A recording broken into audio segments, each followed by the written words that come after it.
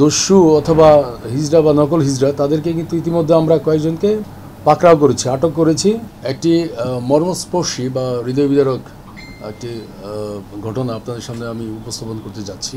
আমাদের এক পুলিশ সদস্য খুব মারাত্মকভাবে আহত হয় এবং তার দৃষ্টিশক্তি, এক চোখের দৃষ্টিশক্তি ইতিমধ্যে পুরোপুরি নষ্ট হয়ে গেছে বলে ডাক্তাররা বলেছেন।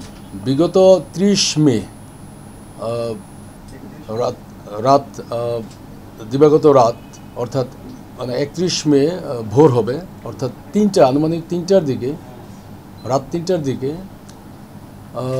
টহলরত পুলিশ সদস্য যারা হোলি ফ্যামিলির পাশে ছিল, তার নেতৃত্বে ছিল আমাদের সাব ইন্সপেক্টর মুজাহিদুল ইসলাম। হঠাৎ করে একটি সংবাদ আসে তার কাছে যে পরিবাগের পাশে রিকশাওয়ালাকে পাকড়াও করে বা গতিরোধ করে কয়েকজন হিজড়া তার কাছে সর্বস্ব ছিনিয়ে নেওয়ার চেষ্টা করছে এবং রিকশাওয়ালাকে প্রচণ্ডভাবে মারধর করছে। একটি কেওয়াস সৃষ্টি হয়। সেই শব্দ শুনেও হোলি ফ্যামিলির পাশ থেকে তারা খুব দ্রুত হ্রাস করে ওই ঘটনাস্থলে পৌঁছার পরে হিজড়াদের কবল থেকে সেই রিকশাওয়ালাকে উদ্ধার করে এবং এক পর্যায়ে কিছু লাঠিচার্জও করতে হয়। তখন বেপরোয়া হিজড়া সদস্যরা তারা আশেপাশে পালিয়ে চলে যায়।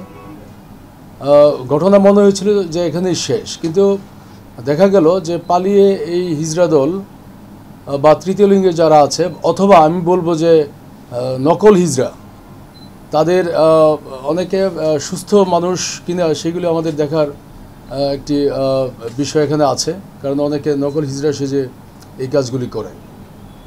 হিজড়া বা নকল হিজড়া তারা রাস্তার অপোজিট পাশে গিয়ে ইটের টুকরা দিয়ে অনবরত তারা ইট পাটকেল বা ঢিল ছুঁতে থাকে। এক পর্যায়ে আমাদের পুলিশের যিনি ইনচার্জ এসআই মুজাহিদুল ইসলাম, উনি মাটিতে লুটিয়ে পড়েন। পরবর্তীতে রেস্কিউ টিম যায়, যে তাকে রাজারবাগ হসপিটালে নিয়ে যায়। রাজারবাগ থেকে ঢাকা মেডিকেল থেকে বলে যে এটি খুবই সিভিয়ার একটি ইনজুরি, জাতীয় চক্ষু বিজ্ঞান ইনস্টিটিউটে নিতে হবে তাকে ইনস্ট্যান্ট। তো আলটিমেটলি আমাদের অন্যান্য যারা পুলিশ সদস্য ছিল তাকে জাতীয় চক্ষু বিজ্ঞান ইনস্টিটিউটে নিয়ে ভর্তি করে এবং দেখা যায় তার চোখে চশমাও ছিল। সেই চশমা ভেঙে তার ডান চোখের যে পিউপিল বা কর্নিয়া এর ভিতরে চশমার কাঁচ ঢুকে গেছে এবং পুরো চোখটাই থেতলে গেছে। আপনারা হয়তো ইতিমধ্যে ছবিতে দেখেছেন এবং আমাদের কাছে কিছু ভিডিও আছে, ছবি আছে, কিছু সিসি ক্যামেরা ফুটেজ আমরা কালেকশন করেছি, যেখান থেকে দেখা যাচ্ছে যে এই হিজড়া দল কীভাবে পুলিশকে মেরে দৌড়ে পালিয়ে যাচ্ছে।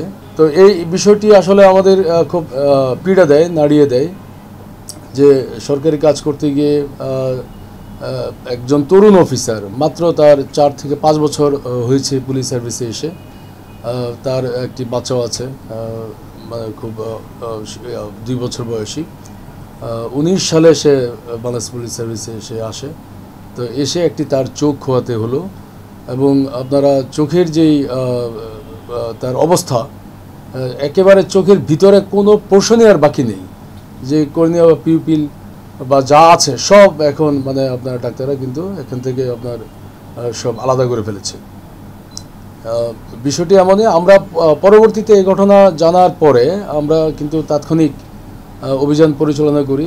দস্যুতার উদ্দেশ্যে যেই ঘটনাটা আমাদের কানে আসে সেটি সত্য বলে আমরা দেখেছি প্রাথমিকভাবে, এবং সেই দস্যু অথবা হিজড়া বা নকল হিজড়া তাদেরকে কিন্তু ইতিমধ্যে আমরা কয়েকজনকে পাকড়াও করেছি, আটক করেছি, আদালতে উপস্থিত করেছে। আদালত আমাদেরকে কয়েকদিনের রিমান্ডও দিয়েছে। আরও কিছু এই ধরনের নকল হিজড়া বা দুষ্ট হিজড়া যারা আছে তারা আছে, আশেপাশে আছে। তো তাদেরকেও আমরা পর্যায়ক্রমে আইনের আওতায় নিয়ে আসবো। 3 দিনের রিমান্ড আমরা পেয়েছি, আমি যতটুকু জানি। আর ইতিমধ্যে আমরা 4 জনকে আমরা আমাদের হেফাজতে নিয়েছি। এর মধ্যে যিনি অন্যতম অভিযুক্ত, অন্য বিভিন্ন পারিপার্শ্বিকতায় বা যারা আছে গুরুমা বা অন্যদের নিয়ন্ত্রণের বাইরে, অথবা তাদের মতে তারা নকল হিজড়া, যে এই আরও 3 জন, মোট 4 জন আমরা ইতিমধ্যে অ্যারেস্ট করতে সক্ষম হয়েছি। তো এর সাথে আরও আছে। নর্মালি আমরা যে ঢাকাকে আপনারা দেখেছেন যে হকার মুক্ত, ভিক্ষুক মুক্ত বা এই হিজড়া বা তথাকথিত হিজড়া যারা চাঁদাবাজি করে, রাস্তায় গাড়ি থামিয়ে বা বাসা বাড়িতে বাচ্চা হলে বা কোনো অনুষ্ঠানে গিয়ে প্রবলেম ক্রিয়েট করে, তাদের বিরুদ্ধে কিন্তু আমরা এই বিগত 6-7 মাস যাবৎ দেখবেন যে মাননীয় কমিশনার স্যারের নির্দেশে আমরা কিন্তু খুব কঠোর অবস্থানে আছি। ইতিমধ্যে পুরো ঢাকার 8টা ডিভিশনেই হিজড়াদেরকে বা এই ধরনের প্রবলেম ক্রিয়েটকারী হিজড়াদেরকে আমরা কিন্তু আইনের আওতায় নিয়ে আসছি। এবং এখন এই ঘটনার পরে এই বিষয়টি আরও আমাদেরকে অবাক করে দিয়েছে যে, এবং তাদেরকে কোনো ধরনের ছাড় না দেওয়ার জন্য ইভেন আমাদের মাননীয় স্বরাষ্ট্রমন্ত্রী স্যারও বলেছেন যে দুষ্ট হিজড়া যারা আছে খুঁজে খুঁজে বের করে সবাইকে আইনের আওতায় নিয়ে আসবেন।